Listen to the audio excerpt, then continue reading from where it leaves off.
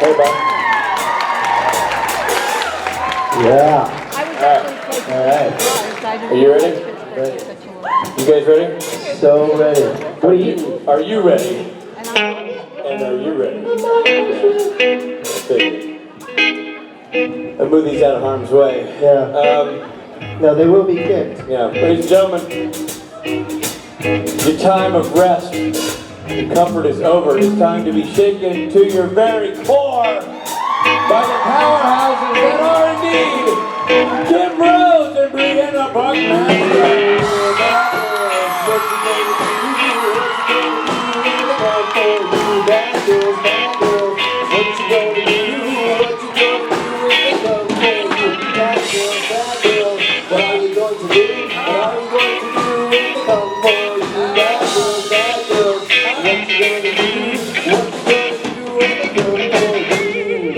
For you, Robbie. Oh, Robbie. What you gonna do? What you gonna do? What you gonna do? What you gonna do? What you gonna do with me? And I got you to Robbie. What you gonna do? Rich really wants us to wrestle. Wrestle. Take him to the ground. Beat him, simple, then knock him around. Do you know what? This is where we're all at today. It's one of these days where we're just like, hey, how are you? How's everybody doing? Like even the intro song's a little mellower. Yeah. It's a little more reggae. It's a little gentle. That's self-protection is what that's from. Yeah. No. Mama's tired today, y'all. What? I was doing the proper English version of that song. I noticed that. How are we going to do it? Yes. What are we Bad going girls, to do? Bad girls, what are we going to do? Oh, are we? I like What it. are we going to do when they pursue us? I like it. Oh, guys. How was the PJ party last night? How was it? Clearly people answered that weren't there. There was only 37 people Doesn't there. matter, word got out. Yeah, exactly. It's good. And you know what? Oh, I'm very, very optimistic about who's coming to karaoke tonight.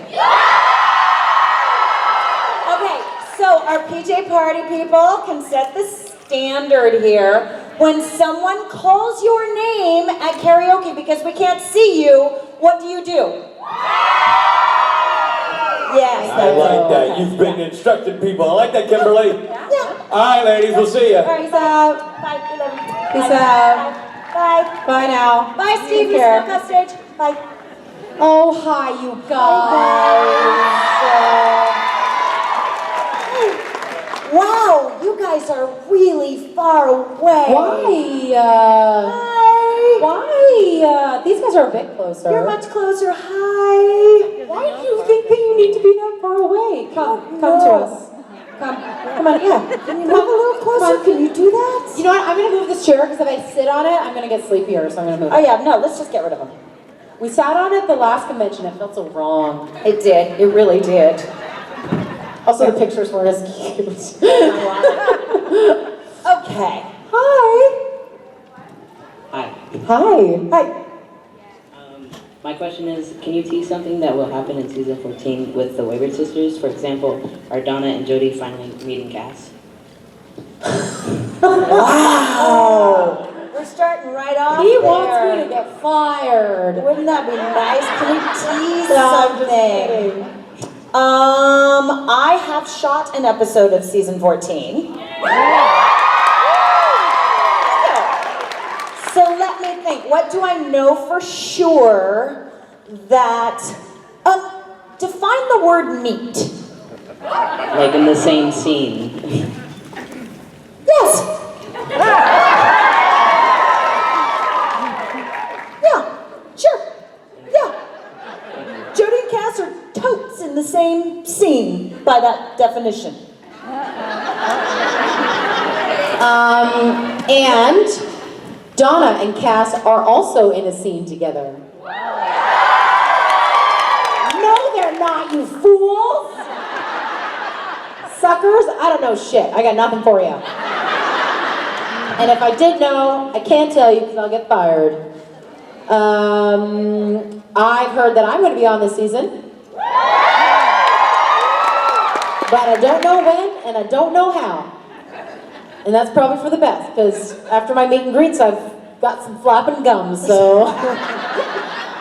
Just like, don't tell Briana anything. I'm just kidding. I didn't give secrets about the show. So final answer is I don't know. Yes, ma'am. Thank you. Thank you. Way to go. Hello. Hi. Hi. Hi, ladies. So recently, a very big fan of yours, Kim, did a really cool random act of kindness in your name toward me. And I was really surprised by this, and I was just wondering, how often do you guys see that within the fandom? People saying, hey, I really am crazy about these ladies, and because of that, I'm going to give somebody a photo op or an autograph result from that. So, Okay. Okay. I think she has an answer. I do. One of the things I fucking love the most, how often do I see it? I see it a lot, which is even better because no one does it, so I'll see it. I don't get tagged in this shit. I don't get attention called to it. I don't have people going, I'm gonna do something nice so Kim likes me better. No, I like Kim because she's kind of groovy, but I'm gonna do this because I fucking rock, and that's how I roll. And I love that. So I do search it out. I do pay attention to it, but I don't, you guys aren't puppies and you're doing this for pats on the head. You are awesome, amazing, inspiring people to me because of how you move through this world with one another. So I see it a lot, and I love it. Thank you. Thank you. I love that. I want to hear and not hear more of that. Yeah. Hello. Howdy. Howdy. Alright, so earlier we were eating lunch and What'd you have for lunch? just saw you and both of you zip past on one of those hosts. Shut the fuck up.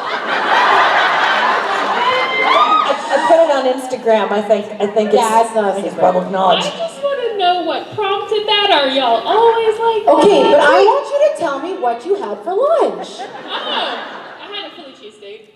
Oh, wait, Yeah. that's not that. Do they God do them damn good it. here? Because I lived in Philly. I'm a little. Did you get it sensitive from about the my hotel? Are we in a hotel? Okay. cheesesteaks. So the cheesesteaks. Okay, what kind of cheese? Cheese whiz? Ew. Do you like cheese whiz? Where my Philippines? Where my Philippines? You know what I'm asking? So yeah, you do not already. If you're making fun of the cheese whiz, you don't know Philly. Philly steaks are done with cheese whiz? Yes. What? Yeah, it is a very viable and sometimes preferred option. Oh yeah, you're gonna get some. You put your applauses away. Yeah, no, it's good. You get some water ice and some cheesesteaks. I almost got Right? the cheesesteak. Okay. Damn it! Now I wish I got it. And you loved it? Yes, it was I think I wonderful. got some chicken for dinner.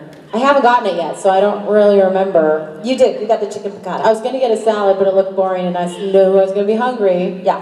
What did you get? Look at us. We're literally telling you. We're spending the panel talking about. I got the crab cakes and the soup. Oh, the soup, huh? Yeah. God. Yeah. Got some soup. You know who loves soup? Who? Everybody.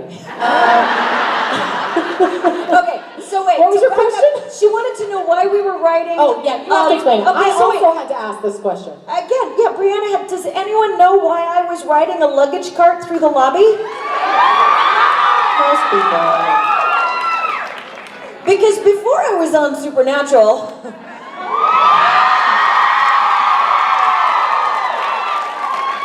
I was on a soap opera called Another World. No, I'm sorry.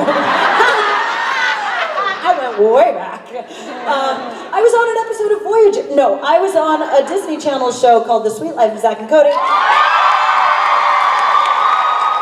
Something that some of these people have as part of their formative years. I'm really sorry. Ugh. But it took place in a hotel, and the beautiful blonde brothers in that show that were always causing problems rode luggage carts through the lobby. So finally I got a chance to do it myself. Thank you. I learned that that as well. Now that show is on for 3 seasons. 3? Oh, it's still on somewhere. Yeah, I find that remarkable that a show. I guess Disney has that following, but every time, I think I recently heard that show is only on for 3 years, and I was like, really? Well, we shot it for 3 years. Right. They just aired it for 11 billion. Oh, I see. Yeah, and also like I hear about it a lot because obviously I'm friends with you, and so I'm just like, how is it? Oh, it's only on for 3 seasons. Anyway, no, it was on. Man. It was on forever. Sweet Life on Deck, which I'm sorry, I wasn't on that one. It was a spin-off? Yeah. Were the boys on that one? Oh, yes. Yes. Okay, wait, let me explain to you how this works. I played a lounge singer. Oh, I played a lounge singer, and the boys went onto a cruise ship, but there was no place for me. They didn't need me on the big boat. What was the justification for them having no parental figure? The manager also went onto the big boat. The manager of the hotel. Because you guys lived in a hotel. We lived in a hotel. And so the manager went onto the big boat, but the lounge singer they didn't need was on the a manager cruise a ship. man? Yeah. Well, fuck that. I mean, God it bless was like that a actor and semester at everything. sea sort of thing. Like No. that was the so they could take their wacky hijinks to another venue. No. And still have wacky hijinks, just no parental guidance. No, I hate it. I have well, you've everything seen about that. I had no idea. You've seen me nursing my deep wounds around this for many years, which you guys have not. I've heard about the hair and the paint, but I have not heard about this terrible idea of a spin-off. Sorry. Did it do really well? Yes. No? I don't know. I rage quit. And now we know why. Dummies. Sorry. I'm never going to work for Disney. I'm okay. Oh, dear. But I do love their cartoons. Right? Okay, great. Hi. Hello. Are you still mad at me? No. Right. So my question is, well, I've struggled with weight my entire life, and I finally got healthy ways to lose it inspired via you. So my question is, once you lost all that weight, where did you pull your confidence from and not see the same girl you were when you were overweight? I think that's still in progress. I think that women's relationships with their bodies are not always dependent on their size. And I think that happens a lot with women who are underweight and gain weight for health reasons. I think that they struggle with that, and I think, the same thing that we experience. It's the same thing I say all the time about being kind to yourself, is that it's a muscle, and you really have to practice every day, and I still practice every day to put on a bathing suit and find the things I love about myself in the bathing suit and focus on that instead. And also, do you know what? This is, I'm going to say a controversial thing right now. I love an Instagram filter. You know why? It's because now I can compete with the models in the magazines on the TV who don't actually look like that, but they have been filtered and photoshopped to look a certain way. And now I can do that as well and go, oh my God, I look like a model. And so I can appreciate, I can appreciate the fact that I get to compete with that. But I also know that I need to practice looking in the mirror and going, I like that too. I like that exact reflection staring back at me. I think that when you do lose weight, I think it is a challenge to remember that you are transitioning, you are changing, and I think just being kind to yourself is the best thing you can do. I think you gotta do it every day. Thank you. Thank you.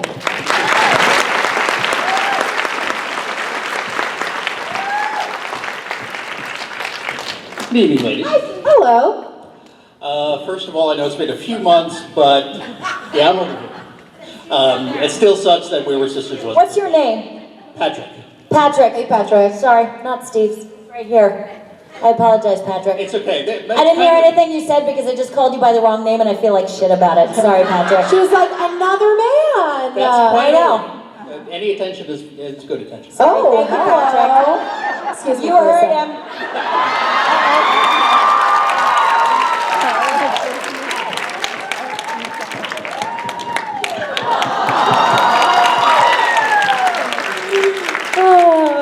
It's like our goal now as Kim and I is just to make people cry. Just like how uncomfortable can we make these people? You had a question? Yeah, you'd have to try harder than that.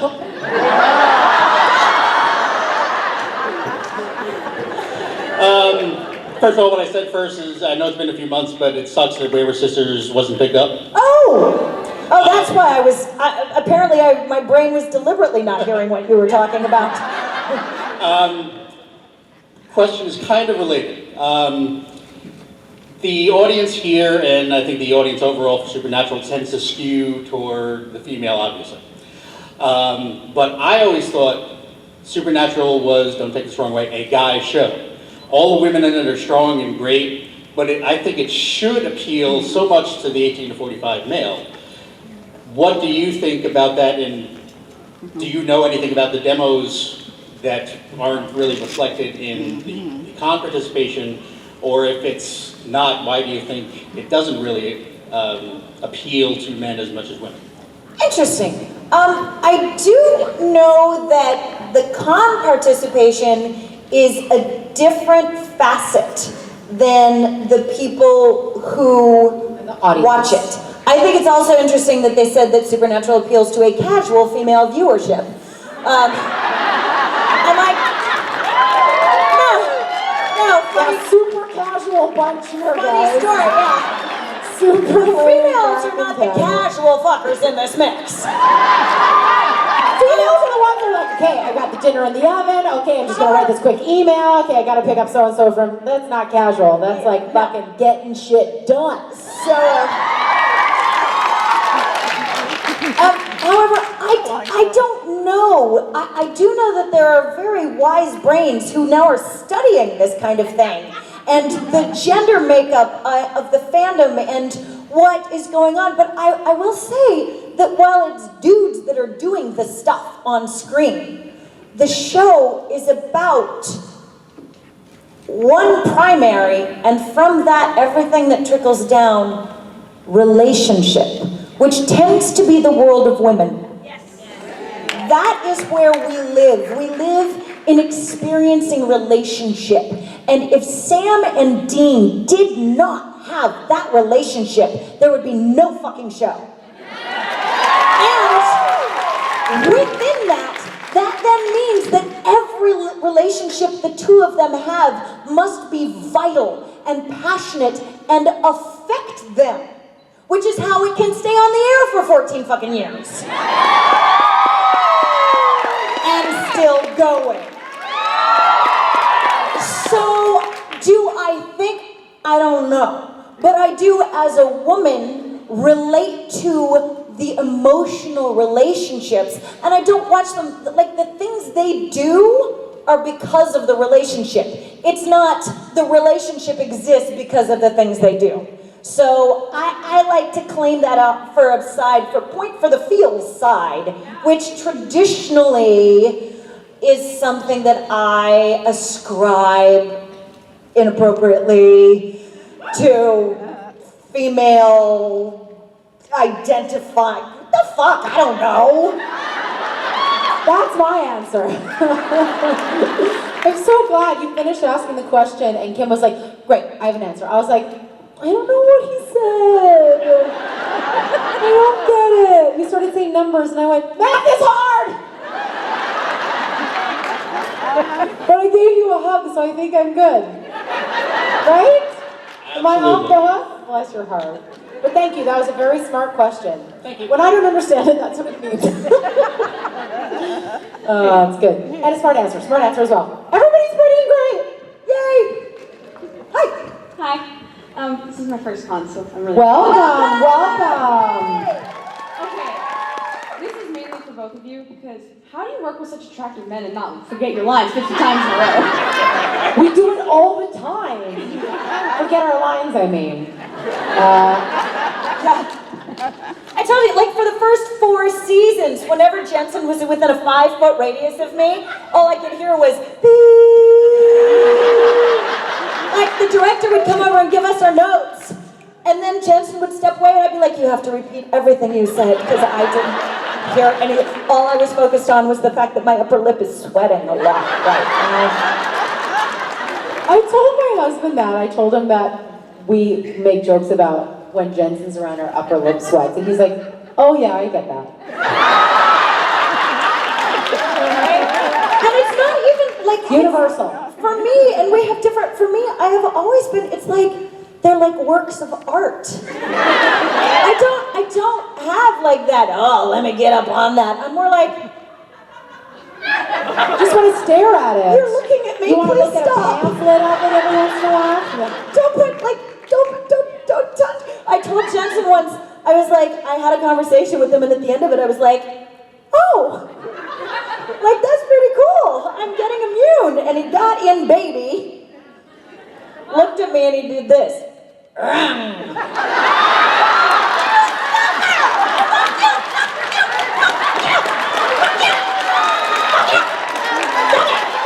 think it was Kim. I'm going to tell one of your stories. Because my Jensen stories are not appropriate for this play. They involve solo time. No, I'm just kidding. We had probably a panel that was very similar to this. You might have actually even been on your own. And I didn't exist before you, let's just be clear on that.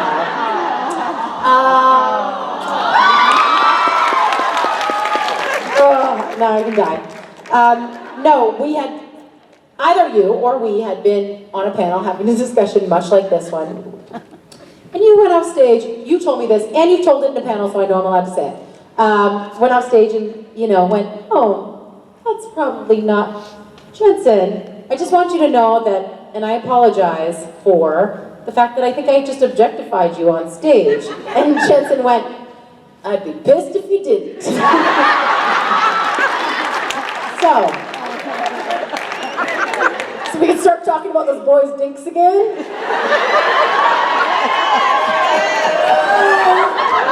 No dink talk, no dink talk.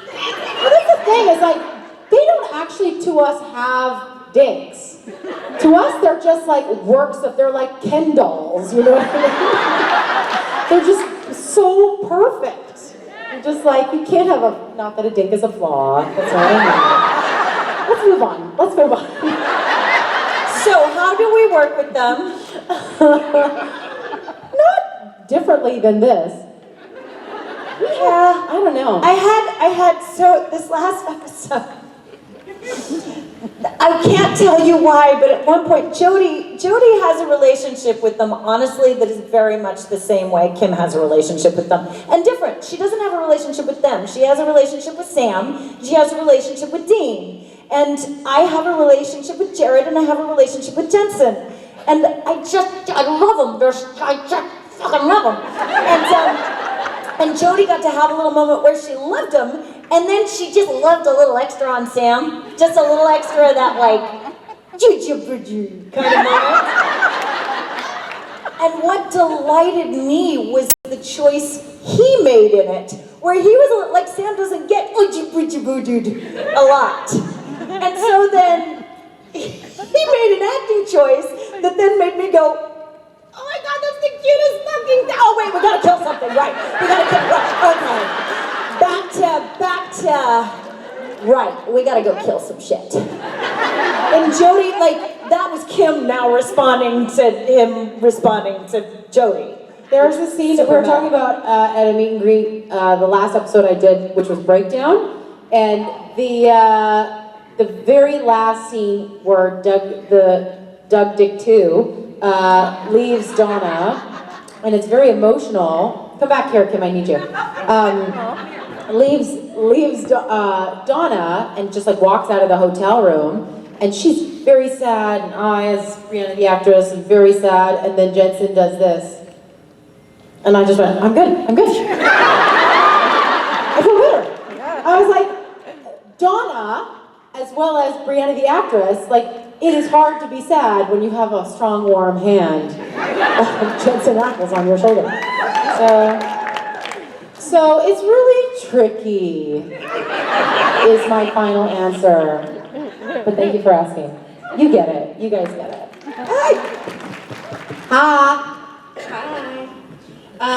Your birthday? Yeah. Happy birthday to you. Happy birthday to you. Happy birthday, dear Fabulous person. Happy birthday to you. And anybody else's whose birthday it is today, who I've obviously missed. Happy birthday yesterday. Thank you. And your question, my lady?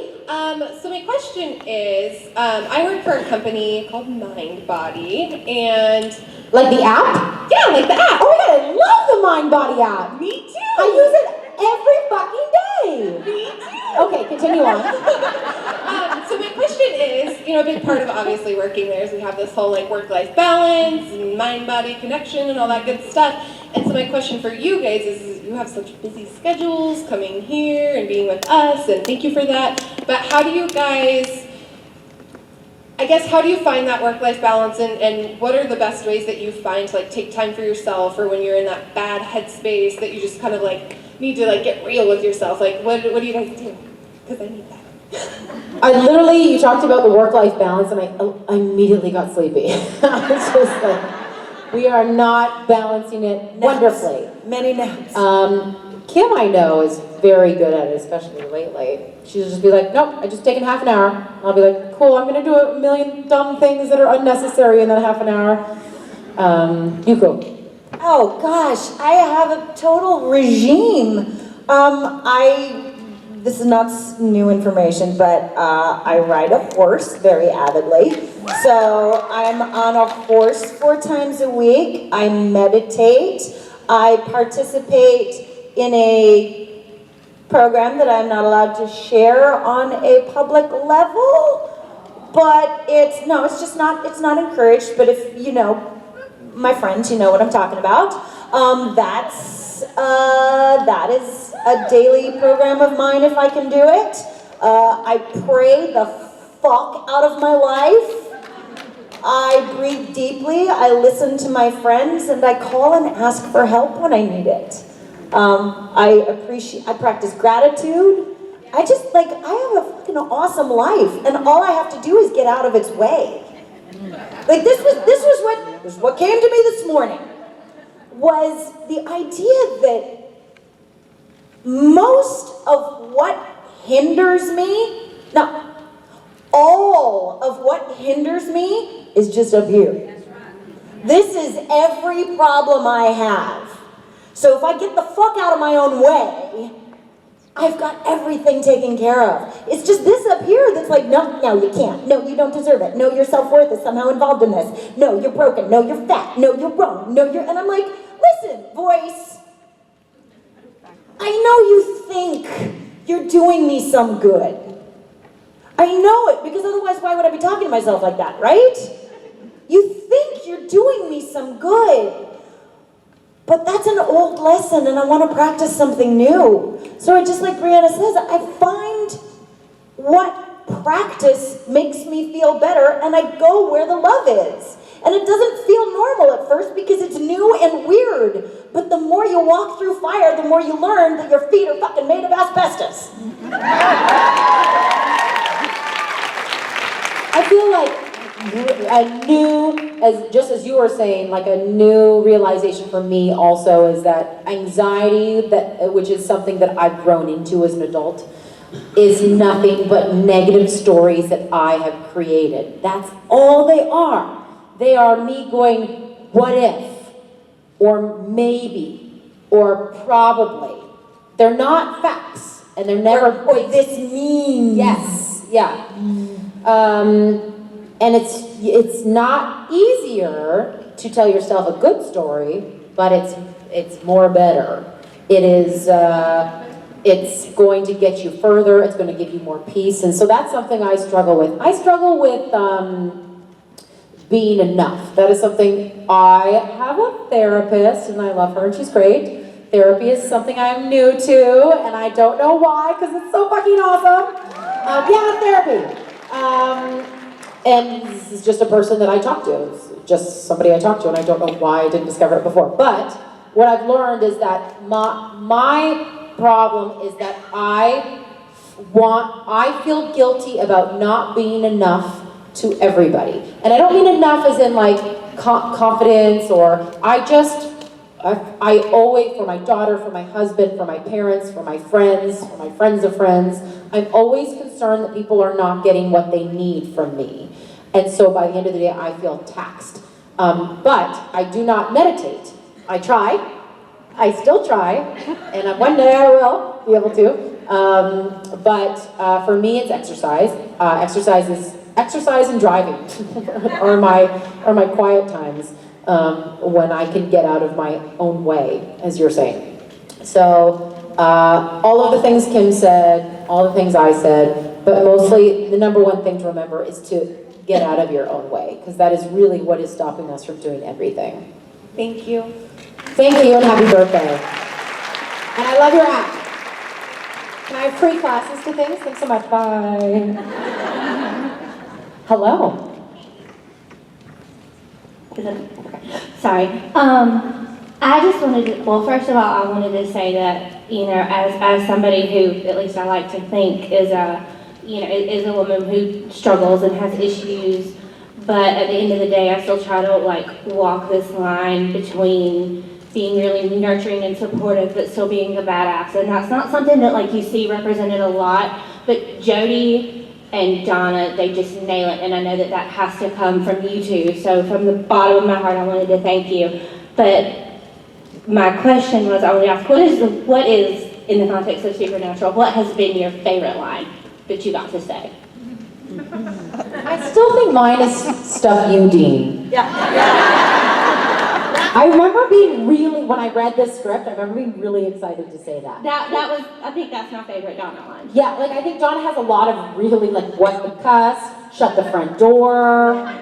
She has a lot of great lines. I love when people write for her in her dialect because they write in all the isms. I don't have to do anything. I just have to read the words. The writers on Supernatural are fantastic that way. But yeah, I remember being very excited about that. Yeah, the sad thing is I can't remember the actual quote because I've seen it written so many different times from so many people quoting it differently. I need to go back to the script, but it's probably as long as everyone wears a condom, we'll be good. Absolutely. Those are great lines, thank you. From the same scene, we shouldn't be doing it if we can't talk about it. Yeah. Talk about it, shouldn't be doing it. Am I right? Although, I don't know. I could pick that one apart. Sometimes it's more fun because you can't talk about it. Oh, see? I think sometimes it's more fun to talk about it. You want to dissect that? Okay. I think sometimes the joy in getting away with something is the joy. Oh. Yes. Huh, see, Steve gets me. I knew you but this is the yin and the yang that we're talking about. Yeah. This is that, yes, I see that. I don't experience that. Mine is, I enjoy the vicarious thrill of all the ideas, but I don't actually have to do it because that looks hard. Oh, see, I'm don't slightly think, painful. just do. Yeah, I'm very think. Impulsive. You don't have to do. So funny. If you just think and fantasize about it, it's as good as doing it with none of the downside. But sometimes there's no downside. Never, there's always a downside. Always. If it's something I fantasize about, guaranteed it's a bad idea. No. You fantasize about, I fantasize about getting a big fucking paycheck one day. You know what I mean? I fantasize about a lot of stuff. She's always downside. I don't fantasize about that. Oh, no, we're not that specific, but there are things. That'd be nice. I'm not saying everything that we fantasize about is bad. No. I'm just saying that if I had the choice between a fantasy, okay, so if I had the choice between doing something that I had to get away with. Okay, what's the quote? Let's go back to the quote. If you can't talk about it, you shouldn't be doing it. Right. So your point was, if that's not necessarily true. If you can't talk about it, you should, but why can't you talk about it? Because sometimes things that are not widely talked about are exciting because they're little things between you and another person. But or then you maybe and they should be talked about. So you can talk about them and maybe you should. Wait, what's the quote again? So I feel like we're twisting it to get our point. If you can't talk about it, it's two negatives. If converse A, then converse B. Talk about it, you shouldn't be doing it. I have two geometry teachers in here and I love you both. If you can't talk about it, you shouldn't be doing it.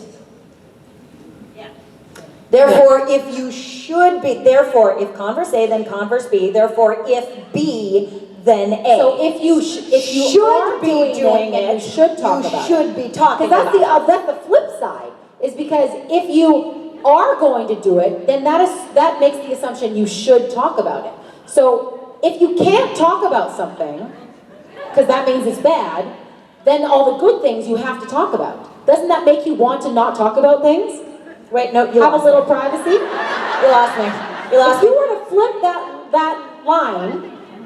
Okay, but see, okay, help me out. Again, math teachers, the rest of you can sleep. If A, then B does not mean if converse A, then converse B. What it means is if converse B, then converse A. Yes? To the two of you who know what I'm talking about? Thank you, my math teachers in the back.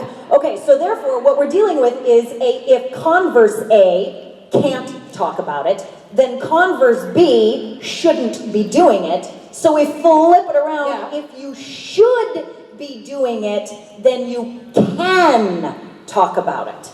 Oh, not should talk about it. No, okay, because fair enough. Should and can are two different words. Okay. So if you should be doing it, you can. Next question, please. We'll see. I can't believe I just wasted 10 minutes doing math on stage for you people. I'm so sorry. Here, wait, hold on. I was here too. Here, look at my tattoo. All right, I'm really sorry. Oh, God. Hi. Hi. First of all, I just want to say that you two are by far the most beautiful and empowering women on and off this show that I have ever experienced, and I wanted to thank you for that. My question is, for the longest time, I've struggled with self-confidence. And watching you two here today do this in front of tons of people and do it every single day on TV, day after day after day, how do you pull it out of yourself to just say, I'm here, I'm doing this, and this is it? You're beautiful. Do you want to know how? It's you. It's you, it's you, it's you, it's all of you. I was not I was a version of this before I met all of you, but when you come up to me and say something like that, all it makes me want to do is be more of myself.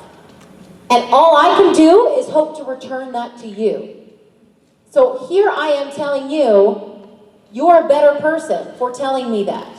And so you should continue on being that better version of yourself on, and let that snowball. And that's what you guys do for me. You guys are turning me into a snowball of myself in the best fucking way. You really are. And it is my dream that by doing so, I can cycle that back to you. Because all we ever need is people to go, you're doing it. You are good. You are enough. Everything that you have to offer this world is exactly what you should be doing. And all we do is we question it. So you just need somebody to bounce it back to you. And that's what you guys do for me, is you bounce it back to me going, I like what you're doing. And I go, really? Okay. And that's it. Thank you so much.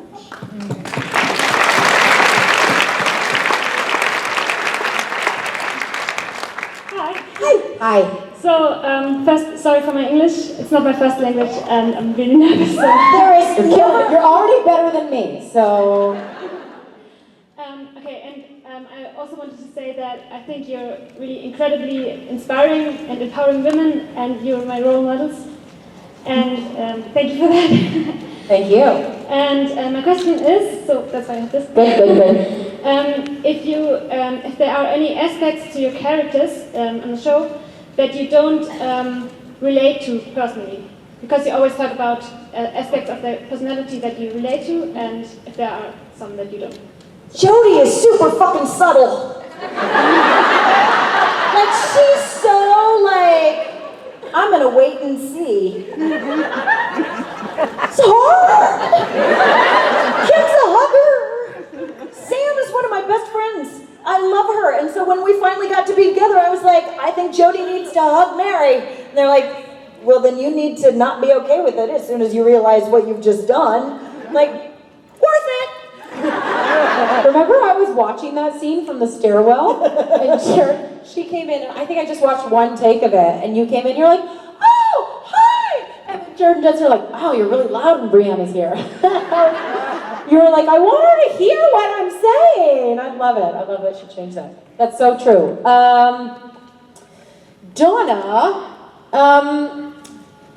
Donna cares what men think too much. I do not relate to that. Thank you for the question. Lovely. Hello. Hi. So, my question is, next week I'm going to a tattoo convention. What tattoo should I get? Ooh. Kim and I will have different answers for this. Yep, my answer is find an artist you love and design something with that person. So what tattoo should you get? I don't know. Let the artist tell you that. I'm not an artist. I think you should get a tattoo of a cat. No, I'm just kidding.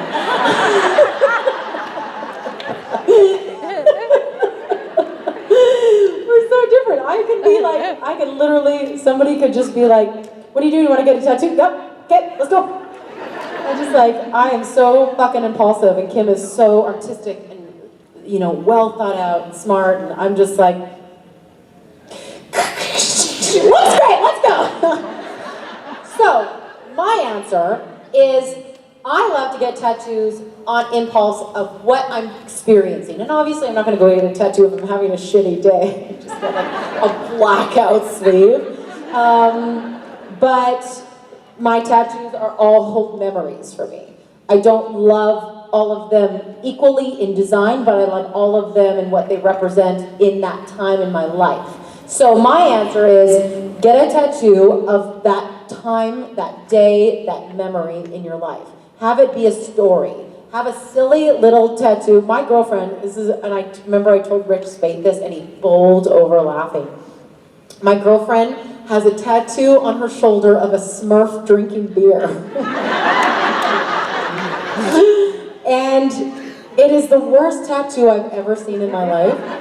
And she is like a teacher and a mom of two. And it is the best memory because she got it as kind of a fuck you to her parents when she was in high school, and we went to high school together. And now she's like an amazing relationship with her parents, and she always has this reminder and this great story. So for me, tattoos are memories and stories. So I say get a tattoo of the event that you're going to, or who you're going to the event with, or something that you're going through at this time. And then you'll always have a great memory. Thank you. I totally agree. My recent one is for my daughter, and the artist actually asked me, he was like, now why do you want it now? And I won't go into the story, but I burst into tears when he was like, remember, you're putting a snapshot of your child on your arm. You aren't actually putting your child there. You don't get to keep her. And I was like, but that's why I want the tattoo! Fuck! God damn it, motherhood. Hello, basically, at one point my sister, whenever she first met Jensen, she went up to him and said, hey, you're really symmetrical. And then Oh, I love that! Accurate. iconic. No. So my question is, like, have you ever gotten like weird comments or questions like that? Weird? No. I know I am not symmetrical. Boobs alone. Do I get... Oh, no, you're fine. That was...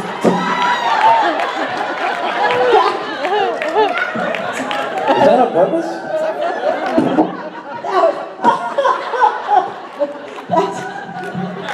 Nope, not mean to do that.